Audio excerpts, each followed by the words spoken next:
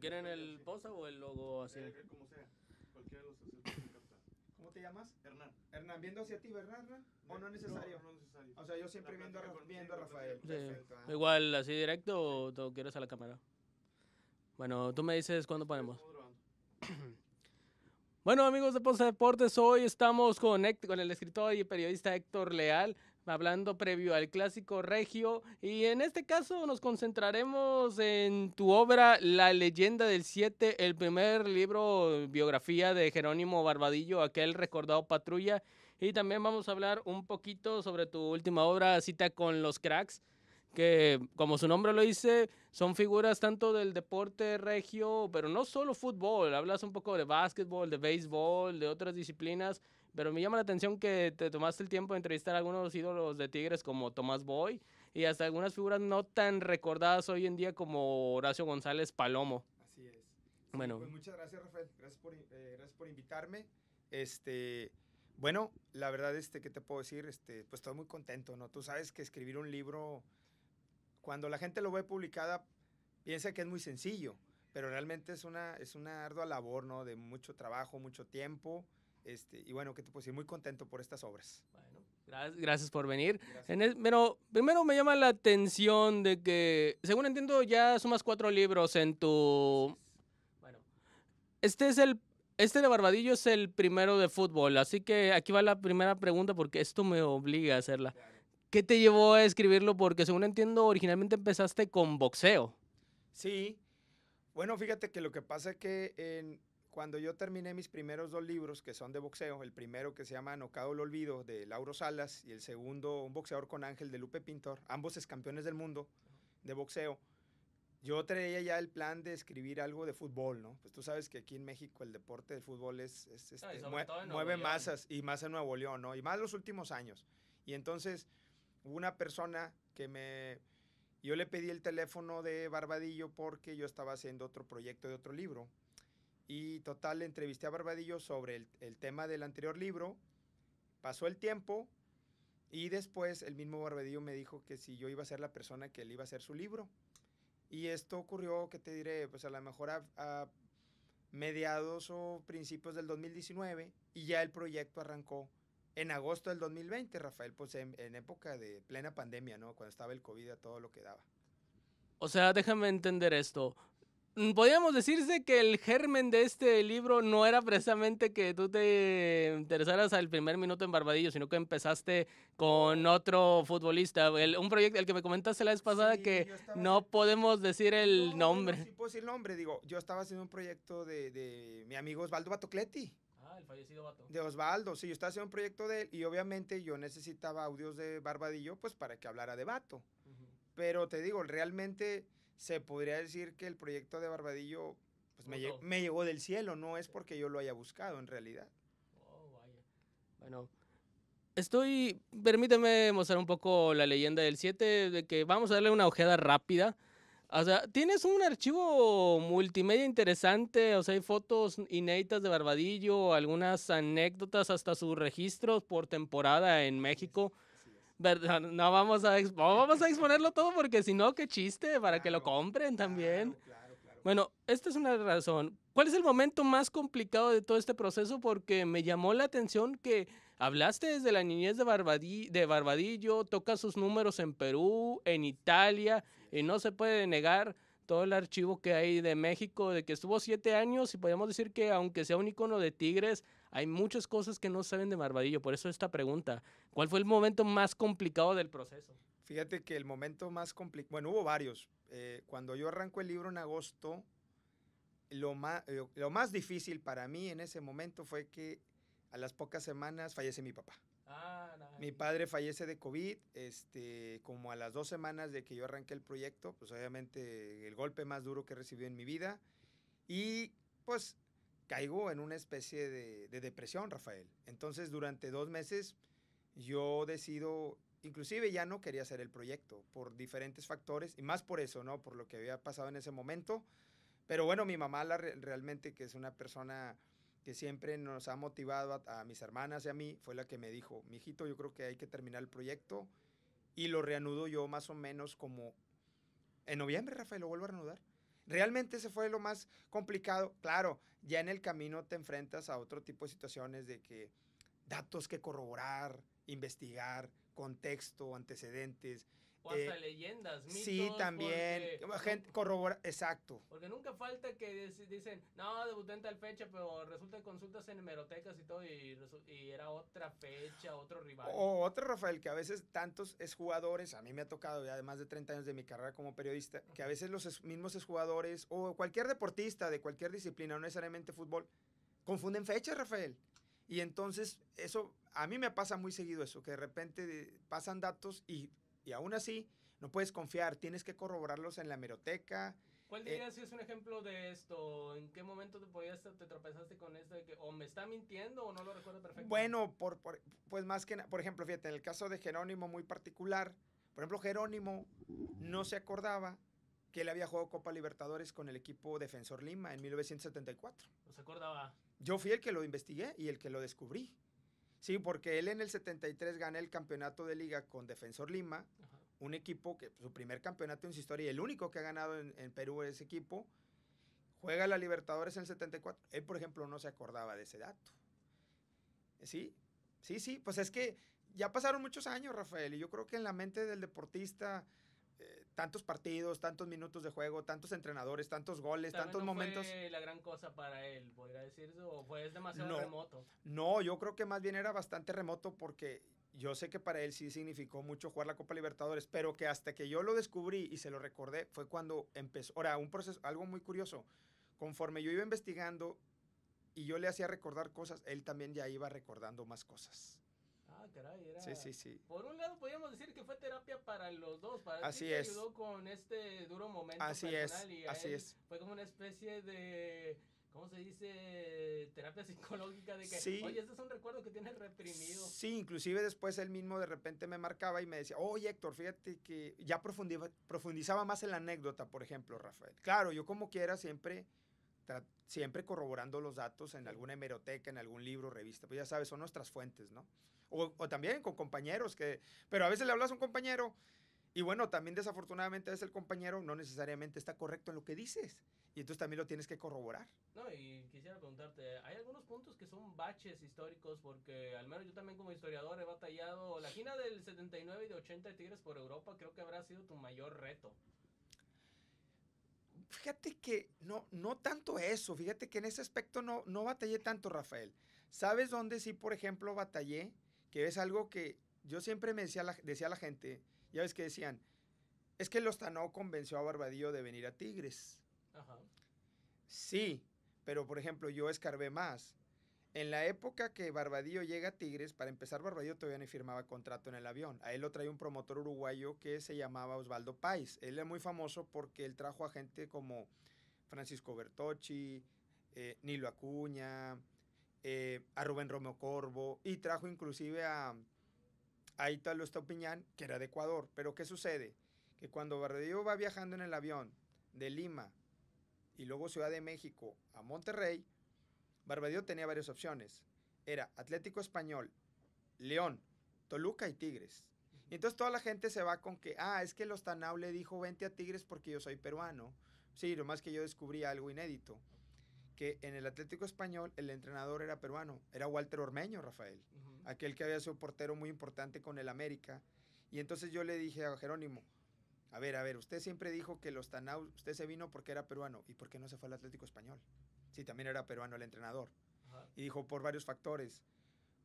Por el clima del estado de Nuevo León, el salario era más o menos lo mismo a lo que me pagaban los demás equipos, pero había otra cosa que me motivaba a venir a jugar aquí, aparte de Lozano, la cercanía con Texas. Como a él le gustaba mucho el consumo de carros, sí, pues sabía que estaba a 2 horas de Estados Unidos. O sea... Es otro de los factores, fíjate. O sea, no tuvieron que aplicar la de Gignac de que estás a 5 minutos de Cancún, sino de que le aplicaron la más clásica de que estás más cerca de Texas. Lo que dices de la gira, sí, también, pero creo que eso como quiera, no batallé tanto para encontrar la información. No, eso sí fue eso fue una de las partes que más me costó trabajo hilar, ¿no? Sí, la información correcta. Bueno, en este libro hay desde las entrevistas, bueno, obviamente con Barbadillo, de que es una Pero también hay testimonios desde Tomás Boy, Osvaldo Batocletti, algunos compañeros del fútbol peruano, italiano y demás. O sea, consultaste con gente de diferentes países. ¿Cuál dirías que fue el pendiente en este libro? ¿Alguna entrevista faltó? ¿Algún personaje? Híjole, Rafa, yo creo que cuando haces un proyecto de este tipo, sería... Yo quedé muy contento por todo el esfuerzo, por situaciones difíciles que viví. Me hubiera encantado, por ejemplo, y lo busqué, lo intenté, no pude, no me pudo, nunca me contestó. Por ejemplo, al Pato Fillol, a Ubaldo Matido Fillol, aquel campeón con Argentina en el Mundial del 78. ¿Por qué? Y la gente se pregunta por qué. Bueno, porque en la eliminatoria para el Mundial de México 86, Barbadillo anota el 2-1 en Buenos Aires, con una victoria de Perú sobre Argentina. Argentina quedaba en ese momento fuera del Mundial, aunque iba a tener oportunidad de jugar un repechaje. Y el 2-1, pues obviamente el portero titular de Argentina era Ubaldo Matildo Fillol, fíjate. Otro que también busqué, Ramón el Pelado Díaz, que fue compañero de Barbadillo en el Avelino, argentino, pero también desafortunadamente sí le mandé mensajes de WhatsApp y todo, Rafa, pero nunca hubo comunicación. Digo, me hubiera encantado, ¿verdad? Pero bueno, lo intenté y no lo pude conseguir. Es algo que muchos olvidan de eso, de que Barbadillo estuvo a punto de dejarnos sin Maradona en el Mundial del 86, pero ¿cuál fue la reacción de Barbadillo? Porque México es una tierra que mucho le dio y no pudo jugar la Copa del Mundo ahí. Fíjate que lo que él me declara es de que le hubiera encantado cerrar su carrera, imagínate, jugando el Mundial en un país que le dio tanto, ¿no? Imagínate un país donde se le reconoció, digo, sobre todo en Nuevo León, ¿no? Donde jugando aquí con los Tigres, donde se le retiró su número, donde fue un ídolo, donde mucha gente lo quiso y lo quiere. Y él me decía que dice, no, hubiera sido espectacular terminar mi carrera como futbolista de la selección de Perú en el Mundial de México 86. Y luego aparte, pues a lo mejor hubiera cambiado la historia, ¿no? Pues ahorita estaríamos hablando a lo mejor de que Argentina nada más pues no hubiera sido campeón del mundo a lo mejor en México 86, ¿no? Digo, hubiera tenido que jugar un repechaje, pero no hubiera calificado directo al Mundial si ese día Perú le gana a Argentina. Muy bien, ahora ya que mencionas el legado de Barbadillo en México, ¿cuál dirías que es el lugar que tiene Barbadillo en la historia de Tigres? En esto, considerando ya no solo lo que logró, sino el momento actual de que hablamos de que hace poco lo agregaron al famoso anillo de leyendas del Uni junto a su compadre Tomás Boy y Carlos Milok, pero ya han pasado más de 30, 40 años ya de su salida de Tigres. Y hay muchos fans que ya están cuestionando por qué sigue retirado el 7. ¿Tú qué dirías a estos fans que o empiezan a cuestionar el legado de Barbadillo o se preguntan qué tan grande fue ahora que ya lo estamos viendo a 40 años de distancia y de que llegaron otros y rompieron récords? Lo que pasa, Rafael, que bueno, tú por ejemplo, hay una cosa que te lo digo, no por coba, a pesar de que eres un chico muy joven, a ti te gusta leer, te gusta documentarte, yo creo que las nuevas generaciones, en realidad, quizás algunos sepan de Barbadillo por su papá, por su abuelo. Desafortunadamente no lo vieron jugar. Yo lo que les puedo decir, no nomás a las nuevas y a las generaciones pasadas, a las generaciones de mi edad y obviamente a generaciones más avanzadas que yo, es que sin Barbadillo, sin un Tomás Boy, sin un Batocletti, sin un Sergio Orduña, un Pilar Reyes, un Roberto Gómez Junco, pues los Tigres no tendrían la historia que tienen ahorita. O sea, no podemos olvidar, y aparte, previo a ellos, aquel equipo que ayuda a ascender al equipo en el 73-74, que fueron campeones en segunda para que aparecieran en primera división el 74-75, no podemos olvidarnos de ellos, ni de los anteriores, Rafael. En el caso de Barbadillo, yo considero que, para mí, pues, el mejor extremo que ha tenido Tigres en su historia, en una época donde obviamente los salarios no eran tan altos como ahora. Aquel equipo el equipo titular lo era todo, y si faltaba alguno de ellos, se notaba. No es como ahora que tenemos dos cuadros titulares, no hay dos cuadros titulares en el equipo de los Tigres. Hay más inversión, hay más apoyo económico. Obviamente las redes sociales influyen para el equipo que se vean en todas partes, pero hay algo que no nos podemos olvidar. Imagínate, 1982, México no había avanzado al Mundial de España 82, había quedado eliminado. Realmente México no existía en el mapa mundial del fútbol. Hugo Sánchez se había ido prestado al Atlético de Madrid, pero imagínate que un equipo de Italia que empezaba a sonar fuerte la Serie A viniera a Nuevo León a buscar a Jerónimo Barbadillo y en un equipo de provincia. De Yo creo hecho, que tiene mucho mérito. de hecho se fue por $850,000, ¿verdad? Que fue en su Sí. momento la transferencia más cara del fútbol mexicano. Así O es. sea, ¿cómo ve Barbadillo esto? O sea, ¿aún lo presume? ¿Lo sabe el valor que tuvo? ¿O tiene un valor especial para Tigres de que haya ayudado mucho a su economía? Fíjate que Barbadillo, yo creo que Barbadillo se pudo haber ido antes a jugar a Europa, ¿no? Sobre todo por las giras que mencionas. Sí. Ya había sido codiciado por algunos equipos, algunos acercamientos. Pues mira, él lo que se siente orgulloso es de que dice, bueno, yo no me quería ir de Tigres, pero la uni necesitaba dinero. Y con mi venta ayudaron a sanar las finanzas, no solamente de esa temporada, sino de 2 o 3 temporadas más adelante. O sea, en pocas palabras, Barbadillo salvó a Tigres. Podría decirse que económicamente sí, pues es que imagínate, $860,000 de 1982 era una cantidad de dinero demasiado fuerte. ¿Sabes? Es algo que no se comenta mucho, pero en su momento Barbadillo pudo volver a Tigres, de que lo buscaron cuando vino en el 88 cuando fue la famosa despedida de Boy no, 87 la despedida de Boy de la selección, Así es. que reforzó Tigres y lo buscaron para 88-89. ¿Te comentó por qué no quiso volver o qué lo detuvo? De hecho, ahí viene una frase sobre eso en el libro. Lo que él me dijo es de que sentía que ya no es lo mismo, Rafa. Es que como quiera, Rafa, no podemos olvidarnos. Barbadillo se va de aquí de 27, 28 años de edad. Regresar ya a los 34, 35, aunque todavía físicamente estaba muy fuerte, yo creo que él fue muy inteligente en ya no regresar a Tigres, porque acuérdate, ya hubiera pescado, ya no era el mismo equipo, aquel equipazo que él dejó.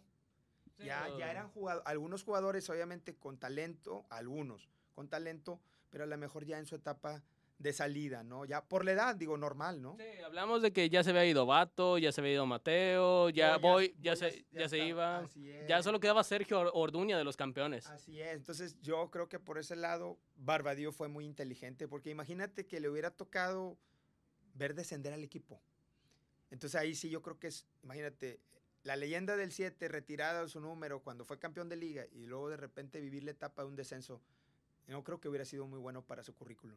Sí, o sea, quiso mejor dejar ese recuerdo de joven, de que ganando el título de mejor jugador.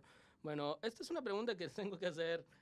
Decías que antes era diferente, que el equipo titular tenía que jugar prácticamente todos los partidos, que no había tantas rotaciones.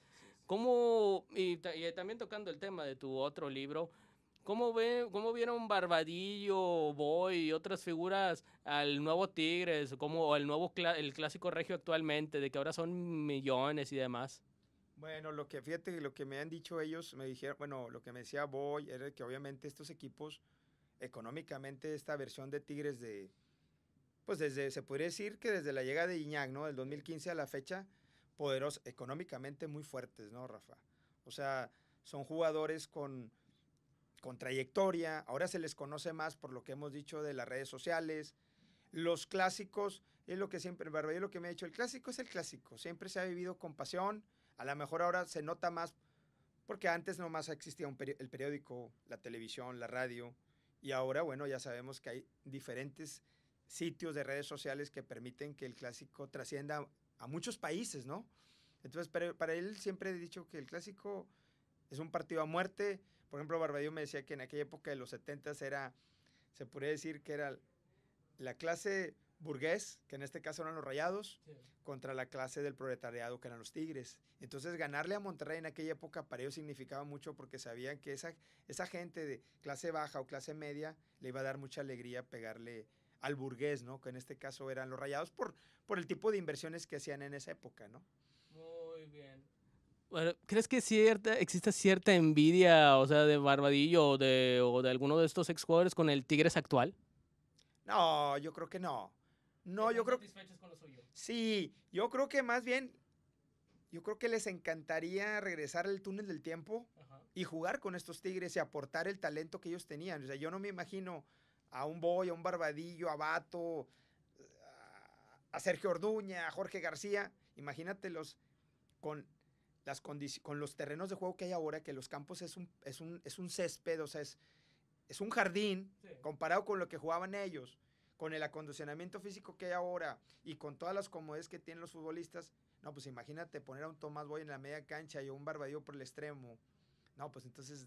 Gignac tendría ya 300 goles por ahí. Tranquilamente, Rafael. Sí, tranquilamente. ¿Sabe? Voy a cortar tantito. Sí, claro.